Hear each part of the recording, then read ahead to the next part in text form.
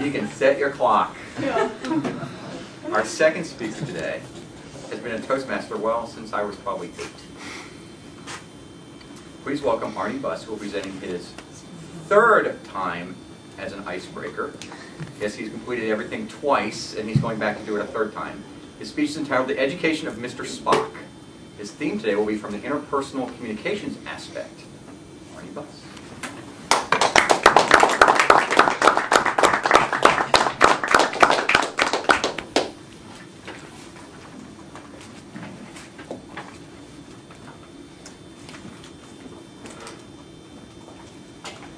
When I was growing up, I was totally left-brained. You know, left brain, right brain? The right brain is where all creativity, feelings, emotions, all those things are on. The right brain, logic, rationality, facts, the good stuff. I was so left-brained that I almost listed as I walked. Made it hard to ride bikes, kept falling over. Mr. Toastmaster, fellow Toastmasters and distinguished guests. Growing up, I was a veritable Mr. Spock. Not Chance's cat that kept jumping on his wife. The Mr. Spock from Star Trek, whose favorite expression was, "Captain, that's highly illogical. I can't do the eyebrow thing." But fellow Toastmasters, I got an education just a few years ago on the importance of that unused hemisphere, the right brain, the importance of feelings, the importance of emotions, the importance of creativity. It was just a few years ago, and my wife and I were separated. She had filed for divorce, and we had 3 children. Because we still would have to communicate because of the children, I was dragged, kicking and screaming, to a seminar on interpersonal communications because it had been decided that that was lacking in me somehow. That was very illogical to me. And I thought this whole stuff was a bunch of nonsense. I knew how to communicate. In fact, I'd been a Toastmaster for several years by then. So I knew all about communication. Communication was about facts, about logic, about organizing your speech, presenting points one after the other, 1, 2, 3. That's what it's about. Well, in relationships, that's not what it's about.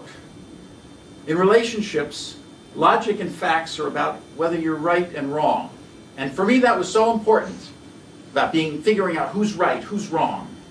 Of course, I was always right, and she was always wrong, right? Right. Wrong. So I sat in the seminar, and this woman wheeled in a wheelchair and started talking about what communication was really about. Talked about communicating not thoughts and ideas, but about communicating from the heart, about communicating feelings, about how what real truth is has less to do with what's right and wrong, but how things are experienced by the other person. And that is the realm of this unused hemisphere, the right brain, the realm of feelings. Now, feelings are something which, as a left-brain person, not only did they not make any sense because they were highly illogical, but it seemed to me that they were not the essence of what communication was about, because communication was about facts. But in relationships, what really counts is this experience of feelings. And so gradually, through sitting in the seminar and through learning, the Mr. Spock in me was replaced by my inner bones. For those of you who remember Star Trek, was the opposite of Mr. Spock. He was the one who was always saying, "Oh, damn it, Jim, I'm a doctor."